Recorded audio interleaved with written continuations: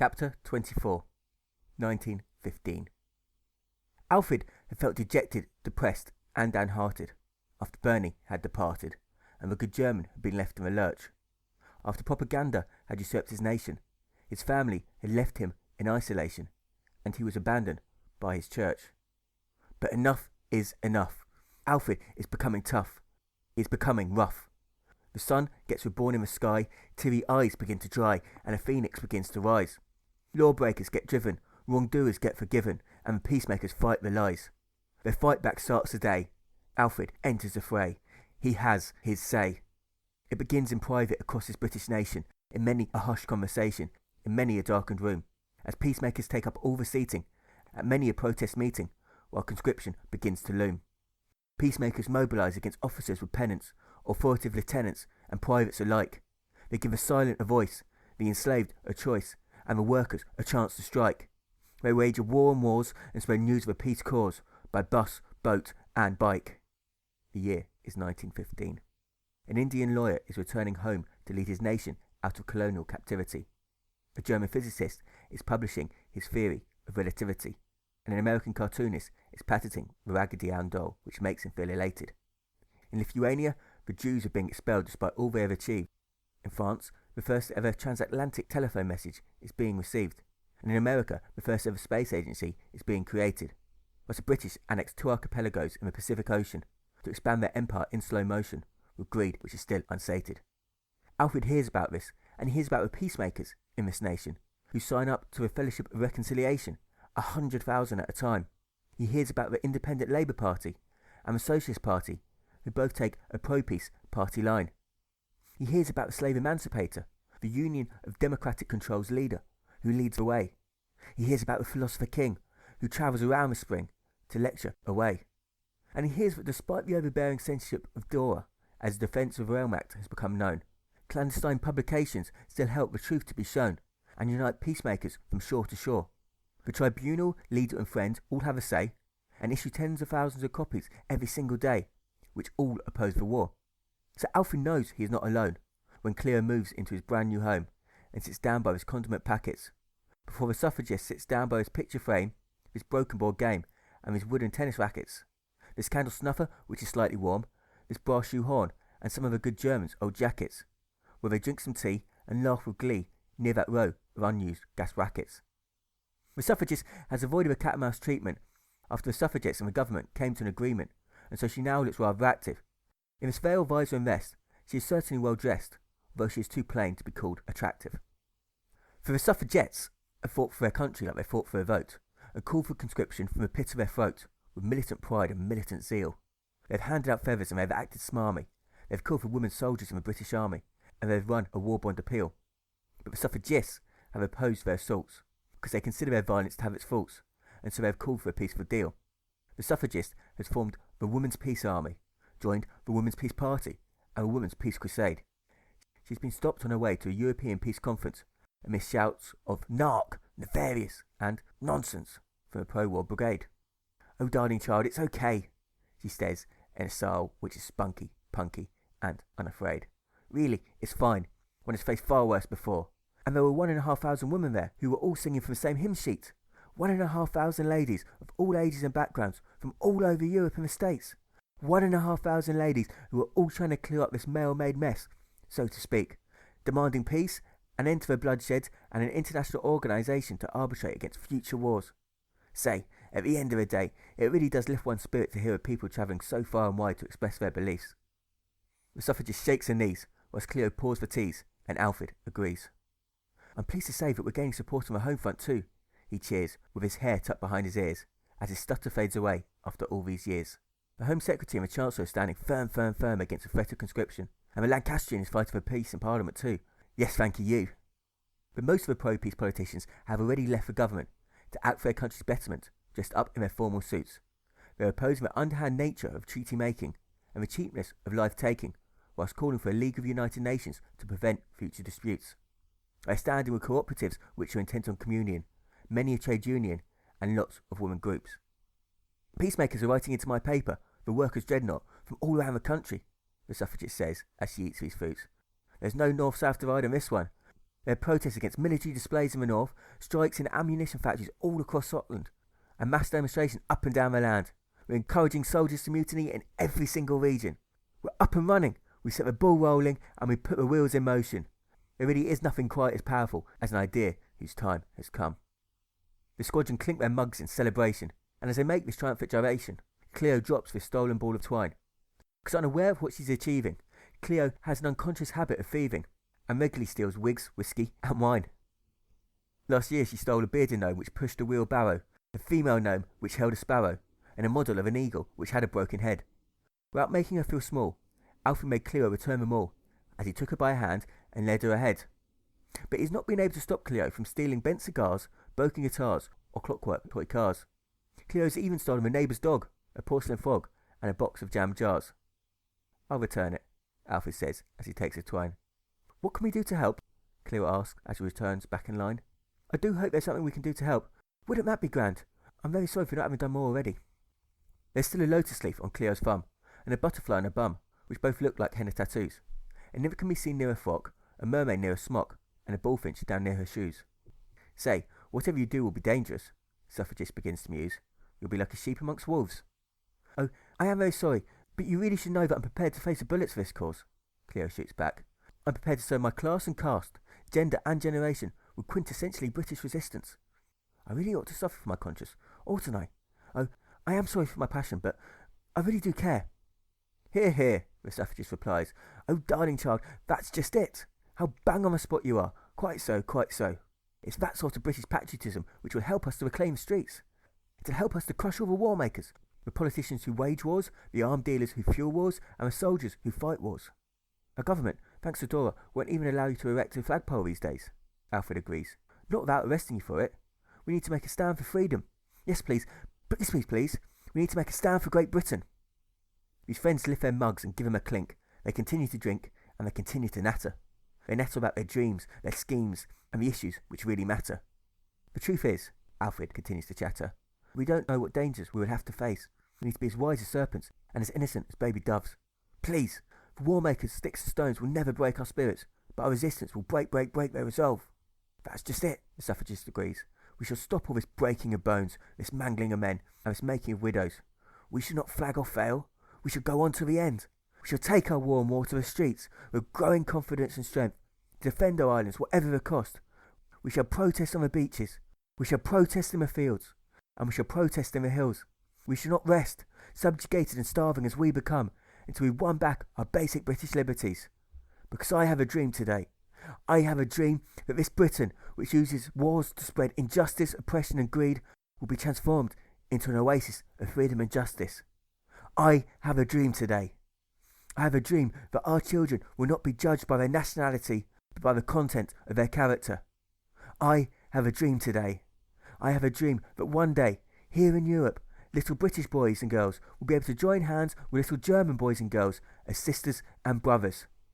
Yes, yes, yes, Alfred concludes. We'll go far and wide. We'll enlighten every lost sheep, cleanse the lepers, and expel the demonic soldiers. Please, let us live in peace, stand for peace, and dream of peace. Let's give peace to this war-crazed world without ever being troubled or afraid. Yes, thank you. So these three peacemakers mobilise and set off to war. They convert the rich and they preach to the poor wherever they happen to tread. They print flyers which say, life not death is a source of all goodness, act with kindness, and don't help this war to spread. Which say, stand for love not hate, resist the bait, and abstain from all the bloodshed. They sprinkle in a noble cause, a sacrifice for conscience, not for wars, and a glorious heartstrings. They report on abuses, overcome the war makers' excuses, and promote their pro-peace meetings. They trawl streets, squares and stores to combat support for wars by accosting loafers, laymen and lords. They post flyers through doors, hide flyers in drawers, and stick flyers to notice boards. But to print, publish and post this propaganda is not easy because of a recent governmental memoranda which has reduced their freedom of speech. Peacemakers are getting arrested for things they say. Their houses are being raided each day, and they are being threatened whenever they preach. Nonetheless, Alfred and Cleo use this Labour printing press in this den run by volunteers, where these presses press, these printers progress, and these machines pass through their gears, where metal threads dangle, metal frames jangle, and deafen everyone's ears, with these noisy bumps and these noisy pumps, noisy jeers and noisy cheers. This place enables the peacemakers to get out and preach, stand up for the freedom of speech, and send posters all across this nation. It battles the censors on behalf of every dad, dowager and daughter, saves the people from mass slaughter, and immunises the population. It fights the optimism epidemic, that blind faith pandemic, with many a note, notice and notification. It truly is the beating heart of the pro-peace operation. It prints away whilst Japan gobbles up China again, Russia gobbles up the Ukraine, and Italy deserts the Triple Alliance. With some poison gas and some Zeppelin bombs, a genocide of 1 million Armenians, some hatred and some violence. It forms an offensive against the ladies who join the Women's Naval Force, the Women's Air Force and the Women's Auxiliary Corps. It opposes the mothers who dress their children in military attire, sell war bonds to any buyer, and take men's jobs like never before. And it opposes the women who wear shorter skirts, smoke like flirts, and profit from the war. Feminist sisters, the suffragist says with a roar, we've already stood for womankind, now we must stand for humankind. We, the people, must be blind to nationality, just as we've asked others to be blind to our gender. Humanity before nationality. A recruiting spree frees Alfred and Cleo to continue their pro-peace campaign, so they graffiti this tannery, tenement and train, using black pen, paint and pencils. They graffiti a tank firing balloons towards some towers, and a soldier launching a grenade made of flowers, using these cardboard stencils. They paint aeroplanes with gnashing teeth and beady eyes, soldiers refusing to compromise, and fields which are full of white gravestones. They paint a dove of peace in a bulletproof vest, a khaki-clad rat in a barbed wire nest, and a politician gorging on bones. This behaviour earns them a number of enemies, such as this vigilante with protruding knees, who chases him down the street, who chases him through this mist, and waves his fist, whilst he throws this muddy peat. Alfred and Cleo flee from this attack down this leafy track with legs which start to pace, with pimples on their arms, sweat on their palms, and pulses which begin to race. I'll kill you when I catch you, skunks! The vigilante shouts his first profanity. Death would be too good for you, shirkers, he shouts with insanity. You live like Germans and deserve to die like them too, sloths, he shouts with vanity, ever so painfully, ever so painfully. Alfred and Cleo run past this cabinet maker, this Belgian undertaker, and this yeoman who eats his own crumpet, this hotel porter, this bookish reporter, and this musician who blows his own trumpet. But Cleo's pace starts to slow, with her fatigue on show, and the vigilante is about to attack. So Alfred turns around, returns along this leafy ground, and along this leafy track. Shouldn't we all be free to air our opinions? He says as he drops his pack. If not, then what on earth are your soldiers fighting for? Please tell me. Please, please, please. But the vigilante just throws his stones, which hit Alfred's bones, neck, nose and knee. The vigilante swings his fist, but Alfred does not resist, which allows Cleo to run free. You deserve this roughhousing, you dirty peace crank, the vigilante growls with glee. From a superior Brit, an upstanding citizen who's courageous enough to fight. Ever so courageous, ever so courageous. The vigilante stops speaking as he drags Alfred through his scree, past his gawky postman and past that gawky tree, before he throws Alfred into this canal, which is full of algae. My son is dead, he continues his repartee. Ever so dead, ever so dead. He will never walk this earth again. He was brave, ever so brave, ever so brave. He was gallant, ever so gallant, ever so gallant. And now he's dead, ever so dead, ever so dead. He died for you, so don't you tell me about the horrors of war. I know more about them than a slacker like you ever could. Alfred floats away in the breeze, towards those gnarly trees, whilst the vigilante throws a stone. Alfred floats with jumpy thighs and jumpy eyes, whilst the vigilante starts to groan. Please use your pain for good, Alfred replies as he floats on off alone. Please, please, please. I can see you're a good man. I bet you're the best father there ever was. But just think of all the other sons you could save, and all the other fathers who could benefit from your intervention if you were to become a peacemaker. No one should lose a son like you have. This is your chance to do something about it. The vigilante begins to chuckle as his legs begin to buckle, because he is confused by a mix of emotions. He begins to sway, turns away, and then gestures with random motions. But Alfred's hands have begun to flick, and his legs have begun to kick as he swims to the opposite shore, before he rides this tram away and talks of his treatment today, sit here on his kitchen's floor, near his piece of cable, his kitchen table, and his kitchen door. Oh, that's nothing, the suffragist begins to roar. A howling mob burnt an effigy of me last night. One must admit that it was rather impressive, with a wig which looked exactly like my hair. It burned so brightly, stuffed with dry straw, but one did look rather regal. How ghastly! How can you quip about such things? Cleo asks. Oh, do ignore me. I am sorry. Do go on. Darling child, one gets accustomed to the abuse. It comes with the terrain. The courage of your conviction gets you through. And if it saves just one life, then it will all be worth it. Our efforts are taking effect. Their efforts are swelling the ranks of the UDC without detection, as new devotees go forth in each direction, preach 2 by 2. their own respect for their puritanical nerve and religious verve as they pushed the peace cause through. They gained support from their comrades, unwilling soldiers in different brigades, and the unenthusiastic majority, who after lots of cross-counting and lots of self-doubting, had started to question authority. And they gained support from his deserter, who is big-headed and bow-legged, with a scar across his cheek. This paradox of a man is both exacerbated and effervescent, aged and adolescent, weighty and weak. "'Pon my word, I just can't understand those with war fever," he begins to speak. "You'd have to be mad to enjoy it.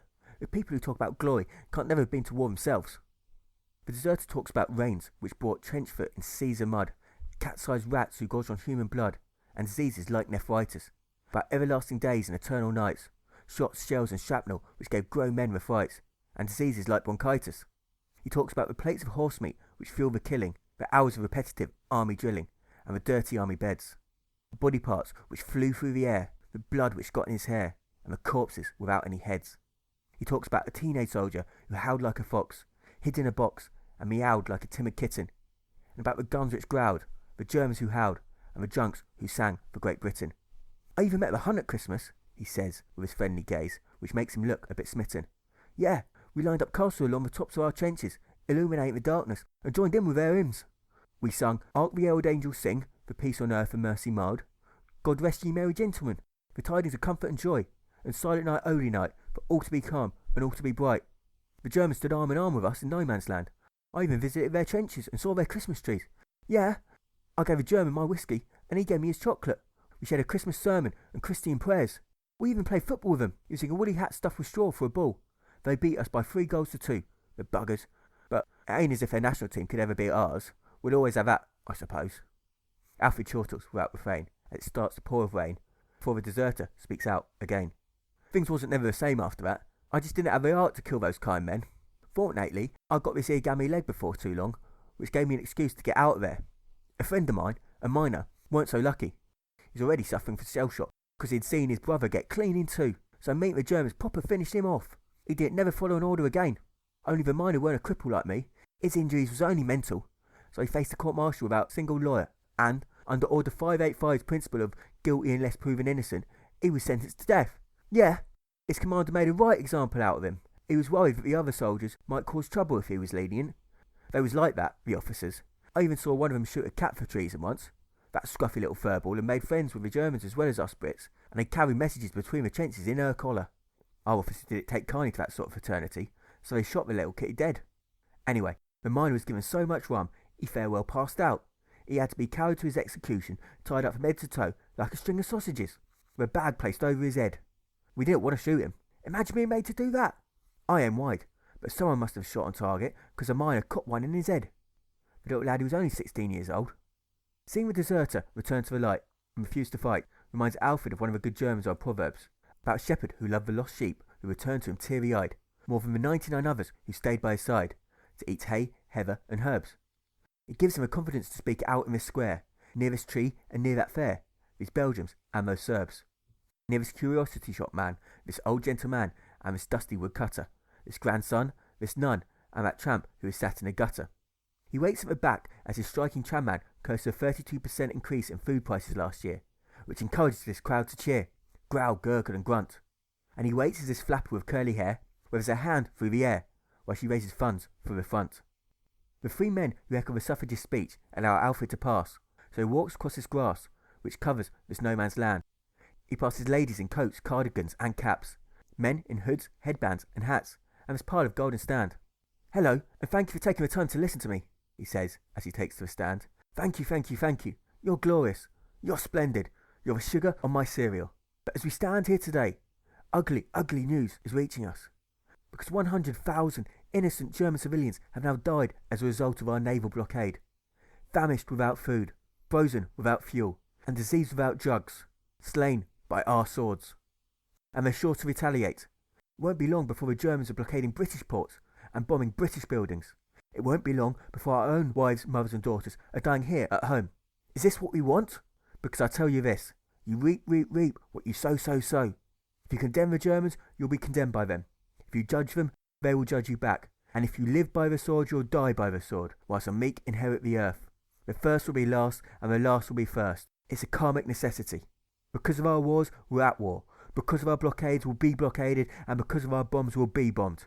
Please, is this what we want? Is this what we signed up to? Is this what we're supporting? Alfred pauses as his crowd shout, "We do! Let's kill their babies too, and anything to hurt the Hun!" This bird begins to tweet. That cat licks her feet, and this moth flies towards the sun. "What infernal nonsense!"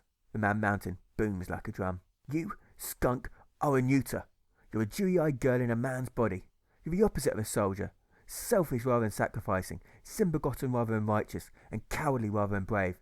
Everyone here knows it." "I'm not opposed to selflessness, righteousness, or bravery," Alfred replies. No, thank you.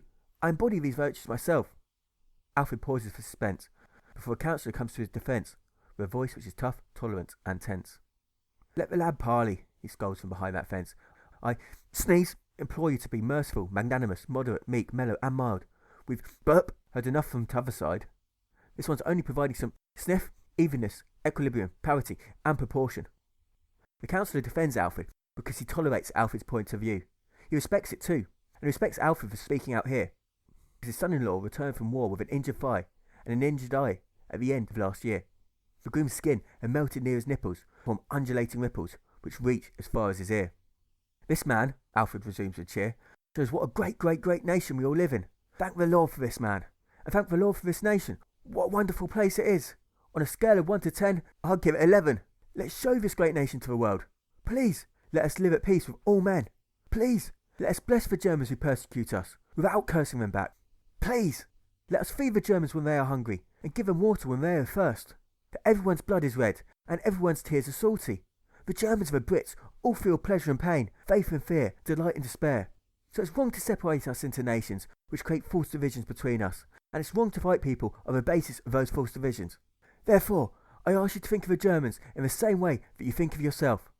Only give them the things which you'd like to receive. Only serve them as you'd like to be served, and only treat them as you'd like to be treated. Only shoot at the Germans if you want to be shot at by them. Only stab them with bayonets if you want to be stabbed yourself. And only blockade their land if you want your own friends and family to starve to death here in Britain. Because the Germans will only be merciful if we're merciful. They'll only forgive us if we forgive them. And they'll only stop fighting if we stop fighting too. Until then, we'll all be made to suffer, and we'll all be made to strain.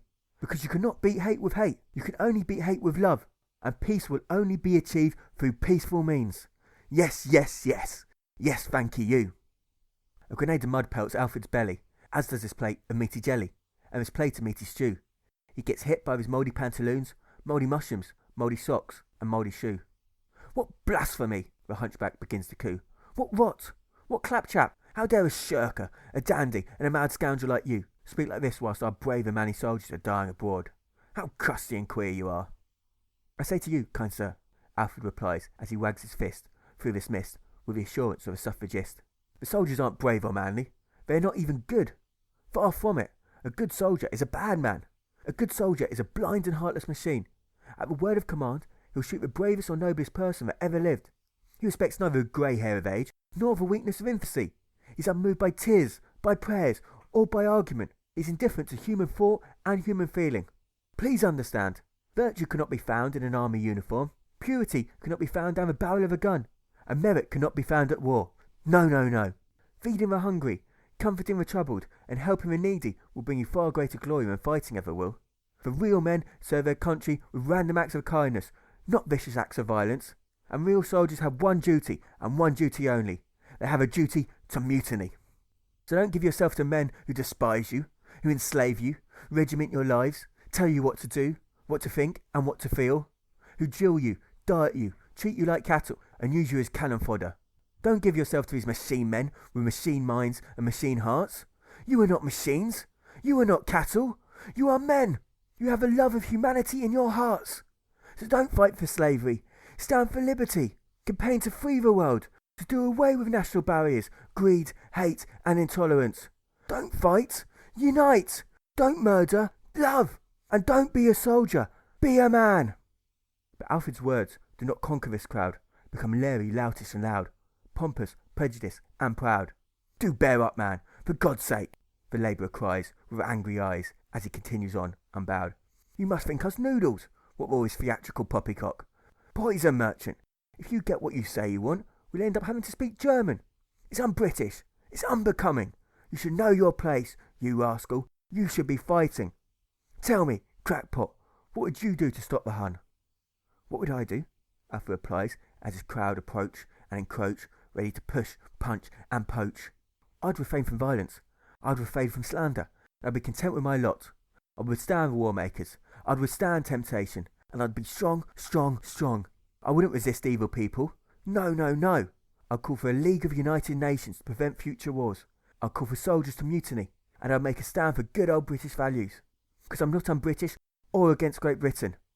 I'm not here to condemn the British or the Germans. I'm here to save both nations. I mean, our government, thanks to Dora, won't even allow us to buy a pint after 9:30 these days. They won't even allow us to buy a pair of binoculars, not without arresting us for it. Is this the Britain you know and love? Please, it's not the Britain I know and love. It's neither loving, loyal, nor passionate. No, no, no. It's a phony Britain which is full of hate, hostility and horror. It's a fake Britain which is destroying the Britain we love. And it's a nasty Britain which needs to be put back in its place. For no blood offering will wash away our sins. The shedding of German lives won't purge our consciences. And a violent war won't bring about peace. How could it? Please, we must walk uprightly, love mercifully, and do justly. Please, we must act peacefully, live in peace, and be the peace we want to see in the world. The blessed are the pure at heart, they shall see a pure world. And blessed are the peacemakers, they shall be called the children of God. Alfred's voice is drowned out by these shrieks, these squeaks, and these pro-war songs. These nasty jibes, vindictive vibes, and artful tongues. So he makes a quick retreat down the shady streets towards his comrades who have stood by these tracks. Because he recalls the abuses at similar rallies, where soldiers beat women down dingy alleys and beat the speakers with an axe. The police had arrested the peacemakers, but not the war makers who carried out those nasty attacks.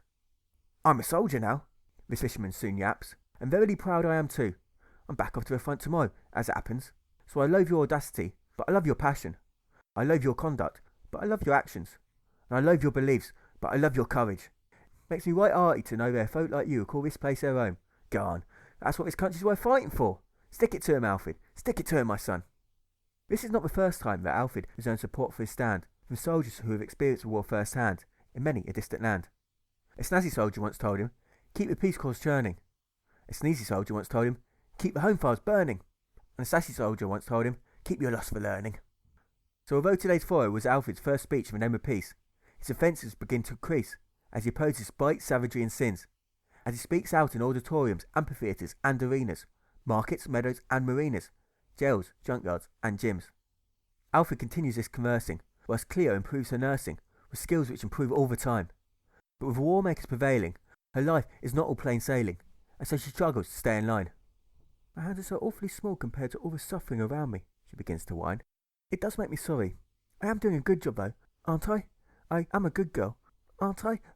Am I? My giddy aunt. Cleo cries, cusses and curses when she sees that most of her fellow nurses seem happy to support the war. They fix the soldiers who fill every bed so they can return to war and kill people dead while civilians are left on the floor. But Cleo is determined to help the people who need her the most, so she withstands the pressure to desert her post on these posters which are glued to that granite, which plead, carry our soldiers back into the light, depict crucified nurses shouting out, fight, and call nurses the best mums on the planet. And so she turns to the suffragists in search of clarity, and finds this Politico at work with a charity which she opened at the end of last year.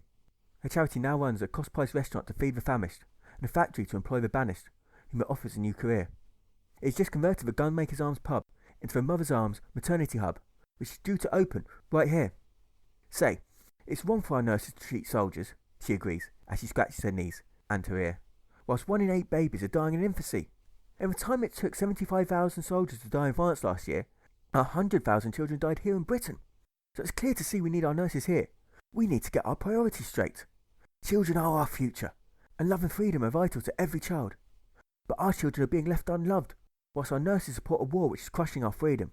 We need to stay our message, despite this politics of fear, and save them all. Cleo agrees, and so she leaves her job and walks through the snow, before she helps the suffragists run the show here in this maternity ward, where she offers words of peace, purity and prayer, gives comfort, compassion and care, and finds new nurses to bring on board. The surgery soon becomes a headquarters for campaigning, a recruitment office which is full of talking, teaching and training, feminist stories and pro-peace tales. a place from which to march for equal pay for equal work, convince patients that wars are berserk, promote votes for females. Oh, darling child, the last peace conference was just fantastic, the suffragist says, with her eyes ablaze, after she travelled to Europe without further delays. One felt privileged to unite with so many peacemakers who are now going cap in hand to leaders all across the continent. I even met some German peacemakers. There are thousands of them. German syndicalists are evading service, German Christians are going to prison for their beliefs, and German intellectuals are being taken to asylums. But they're not fighting, they're not killing, and they're not going to war. So we're not alone. There's been a paradigm shift. People in every single European country are sick to their back teeth of this war, and they're demanding a better future. People in this country are demanding peace all the time, because young men are still dying before their prime, each morning and each afternoon, as Germany finds new countries to march on through, and Bulgaria commits her children too, whilst the British killing the Falklands and killing Cameroon. And with the death toll at war still persisting, whilst the peacemakers discourage the public from enlisting, the government goes in search of new draftees. They allow older men to fight in their disputes, and reduce the minimum height for new recruits, as they search over land and search overseas.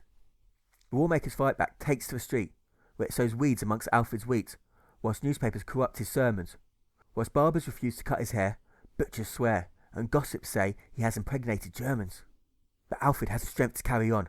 He is sure, sturdy, and strong, and incredibly resolute. So he ignores the Warmakers' threats, and faces rejection without regrets, or any sort of dispute. You cannot have two masters, he starts to hoot. Please understand, you cannot love both war and peace. Those who oppose war do so because they love peace, and those who support war do so because they hate peace. We must not eat German flesh or drink German blood, he tells the people on the seating at this UDC meeting where there is no sort of heating. For like different rooms which all share the same roof, the Germans and the Brits may have different nationalities, but we all share the same humanity. Fight, and you become a servant of war, he starts repeating. Kill, and you'll become a servant of death. Sin, and you'll become a servant of evil. So don't be afraid of war, or rumours of war. Don't be afraid of nation rising up against nation, or kingdom rising up against kingdom. And don't be led by false prophets. Resist the war makers' temptations, and save your soul. I'll be ever so grateful. I'll be very much obliged. This is a dangerous feat, because most of his forays end in defeat, slander, suffering, and stress, whilst Dora prohibits bonfires out in the shires, and censors the mainstream press, which does not report on the peacemakers' gains, the soldiers' pains, or warfare's bloody mess. The returning soldiers have started to speak their mind, so the public is no longer blind. It is aware of trench foot and trench fever. It is aware of the slug-infested bogs which soldiers call home, the corpses which are left to rot alone, and the smell which is a constant feature.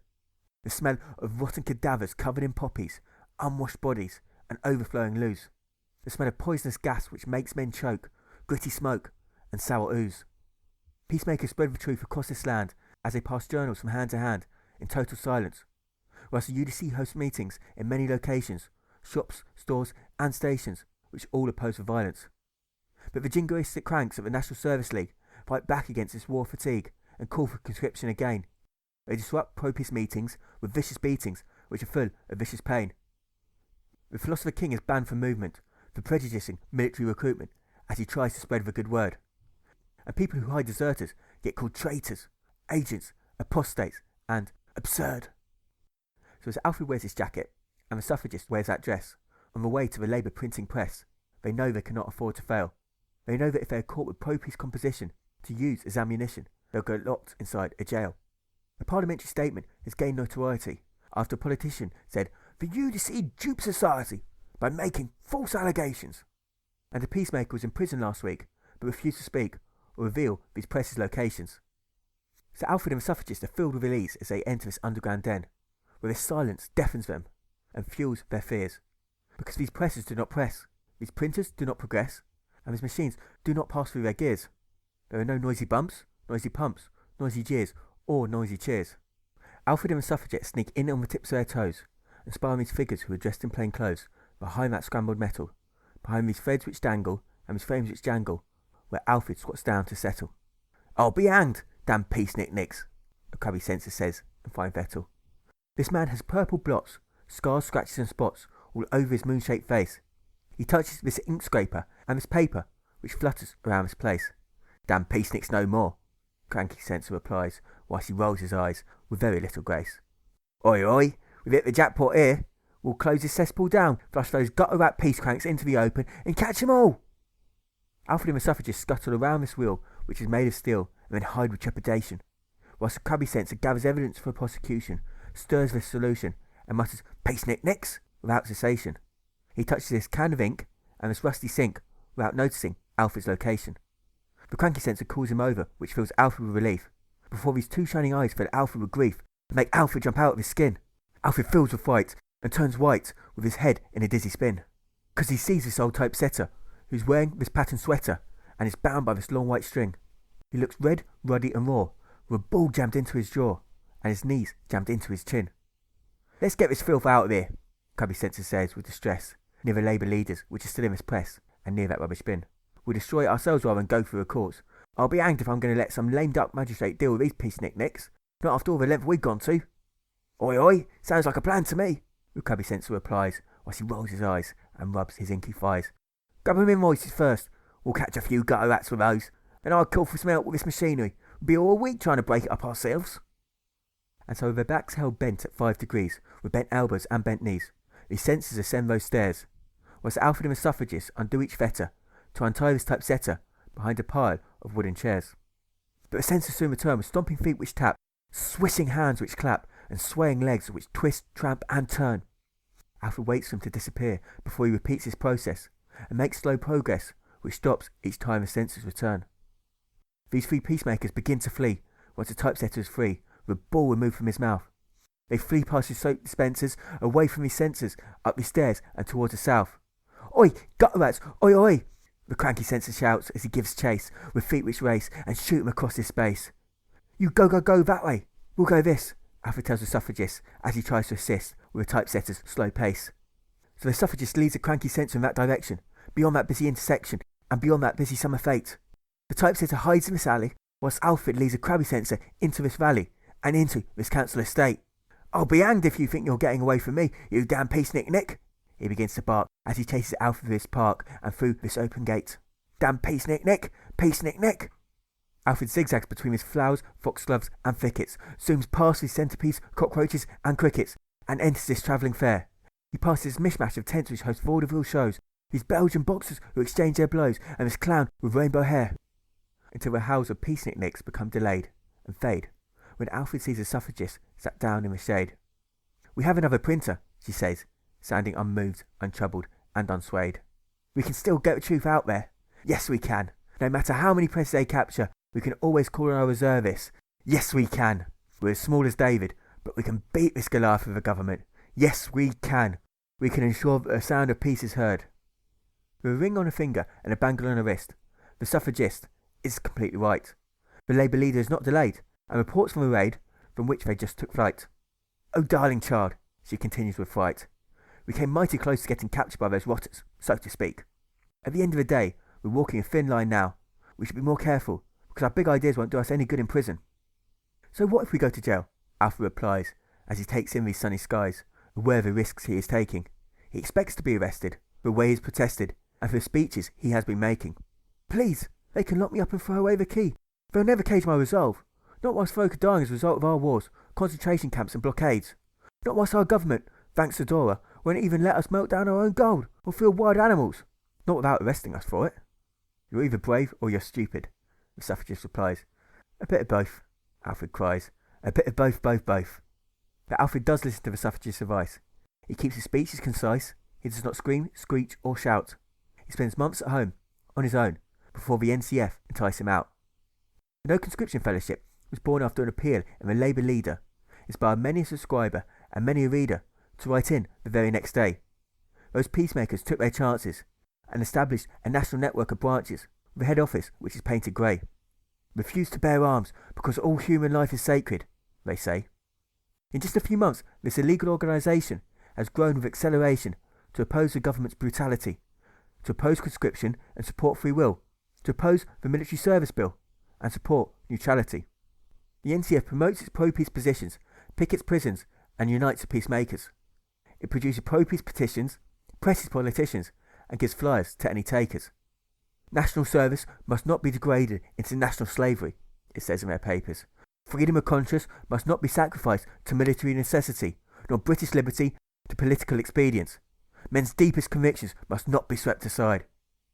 This flyer encouraged Alfred and his comrades to walk down these narrow streets and narrow alleys, past these traffic jams and car rallies, towards the NCF's first ever national convention. It encouraged them to walk past his market, which only sells meat, this green square, which is full of green peat, and this lawyer's chamber, which is full of legal tension. They walked past this funeral home, this nursing home, and this stock exchange, this eating house, public house, and rifle range, this bicycle shop, curiosity shop, and whitewashed drapery, this pork shop, hat shop, and rustic bakery. They walk past this librarian, this Belgian, and this Bulgarian, before they arrive at the nonconformist hall, where they see the suffragist disguised as a maid, with her hair in a braid, in a scarf, and in a shawl. This building's tower pierces the sky, with 4 rows of windows which rise up high, and a row of statues which can be seen for miles. Inside these whitewashed walls, a multitude of people fill these stalls. They sit on these seats, and they stand in these aisles. These artisans are individualists at their core, and these socialists hog this floor, with yellow folders and yellow files. Both liberals and these Tories tell funny jokes and funny stories, with funny winks and funny smiles. And these Russellites, Methodists, Marcionists, and Mennonites lean against his tiles, wearing different suits, boots, and hairstyles. There are memorable sentiments and memorable quotes, peaceful speeches and peaceful votes, as his peacemakers all unite, as his foreman calls for wars to cease, and that Teamster calls for peace, with delirium, devotion, and delight. In order not to incite the mob which waits outside, this crowd does not clap, cheer, or chide, or make any sort of sound. But his handkerchief swirling, his handkerchief whirling, definitely do abound. His handkerchiefs are waved when the philosopher king talks about his missions, his petitions, and his talks with politicians.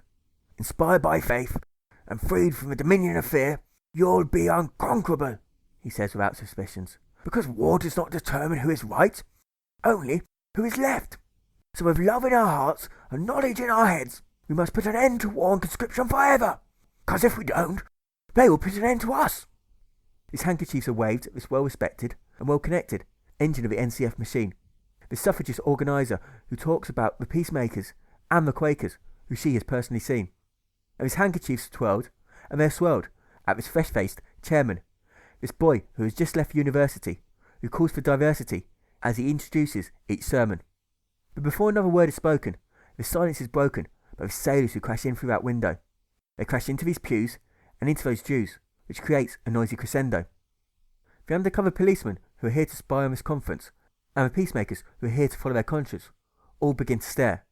Their feet all shuffle, their papers all rustle, their eyes all begin to glare, before this pensioner scuttles across the floor and pacifies his men of war by giving them some sugary teas. She sits them down, without a frown, and pats their uniform knees. We believe in serving our nation, the chairman shouts into this breeze. But service can come in many forms. We consider our opposition to conscription to be a service for life, for liberty, and for the divinity in every human being. It's a service which we are performing in the name of Great Britain. The chairman finishes before Alfred walks forward to speak. He passes a strong and he passes a weak, whilst his heart begins to beat.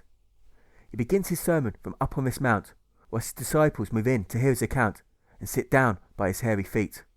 Please, he begins to tweet, mourn every soldier who is struck down in battle, whatever their side. You'll be comforted. Please be merciful. You'll receive mercy. Please be pure in your heart. You'll see a purer word. Please be a peacemaker. You'll attain peace. Be persecuted for your beliefs. You'll find release. Be insulted, be oppressed, be libelled, and rejoice. Be glad, for tough is the road to peace, and you're walking it well. You're the light of the world, so go out onto the streets and illuminate your countrymen. Help them to fulfill the law of nature. Let them know that murder is wrong, but don't judge those who kill. And if conscription is enforced, and you're struck into prison for 1 year for refusing to fight, do not be hostile. Act with joy amongst the spiteful. Turn your mouth to the judge, and tell him that you'll be happy to be in prison for 2 years. Love the judge who imprisons you. Kiss the soldier who curses you. And pray for a white feather lady who persecutes you. They're your brothers and sisters too. Yes, thank you. So don't gloat about the good which you do. It's enough that you do good. Act in secret. Act at night. Act in disguise. The consequence of your actions will be felt by all. Please, be happy in your resistance to the war makers who force you into their army, force you into their uniform, and force their muskets into your palms. Please, please, please. Their spoils of war will rust and become moth-eaten. Thieves will break and steal them. For whilst princes, politicians and priests may have claimed to have fought holy wars in the name of the Lord, this is false. Please, please, please, please. The warmaker is a false prophet, a ferocious wolf who masquerades in the sheep's clothing of white feathers, celebrations and propaganda. But his is a bad tree that can only bear bad fruit, bullets and bombs, gas and grenades, cannons and cavalry. Yes, thank you. Only good trees can bear good fruit, and only the tree of peace can bring forth peace. So don't follow the soldier. Great and broad is his road, but it leads to death and destruction. Walk your narrow path of peace, and, like a bird flying through the sky, you'll find life and light. You'll be grateful. You'll be very much obliged. You won't need to worry about what you have to eat or drink, what you have to wear, or about your health. Please, the soldier fights for these things, but you're out with love, and you'll find a far greater reward. You'll find peace. Peace, peace, peace, and it'll fill your soul with light. So look around you at the people in this room. These people are your brothers. Ask each other for strength, and you shall receive it. Seek each other, and you shall find allies across this land. Knock, and doors will open for you. Because there are more of us than you can ever imagine. We're a massive family, and we're growing all the time. We're the gravy to this nation's mashed potatoes. We're a whole bucket of awesome. We're simply the best. We're better than all the rest. We're better than anyone I have ever met. And so I say this. The warmakers have built their British Empire on a foundation of sand. Rains will descend upon it, floods will rise, and winds will blow it away. But we're building on a rock of peace, a strong foundation which is capable of withstanding rains, floods, and winds. We can't be washed away. We won't be blown over, and we'll never be beaten down. No, no, no. No, thank you. Thank you, thank you, thank you. This room floods with a sea of handkerchiefs before these speakers share their beliefs as soon as they are called. Even the sailors, dressed in uniforms which are made by tailors, seem to be enthralled. The chairman reads from a page of his scribbled notes and leads the series of votes which close this pro-peace meeting. This crowd vote to send flyers to 1 million addresses and fundraise 4 new presses before they vacate this wooden seating. But Alfred soon feels out of sorts when he reads the false reports which say there was a vicious beating. Brave soldiers who infiltrated the hall were beaten back by a horde of so-called pacifists, the mainstream papers write. Our government, Alfred muttered with spite, thanks to Dora, won't even allow you to ring a church bell these days, not without arresting you for it. What have they done to the country I love? They have acted in disguise to spread their lies and destroy every piece of the truth. They are taking control, swallowing peacemakers whole, as they begin to conscript the youth.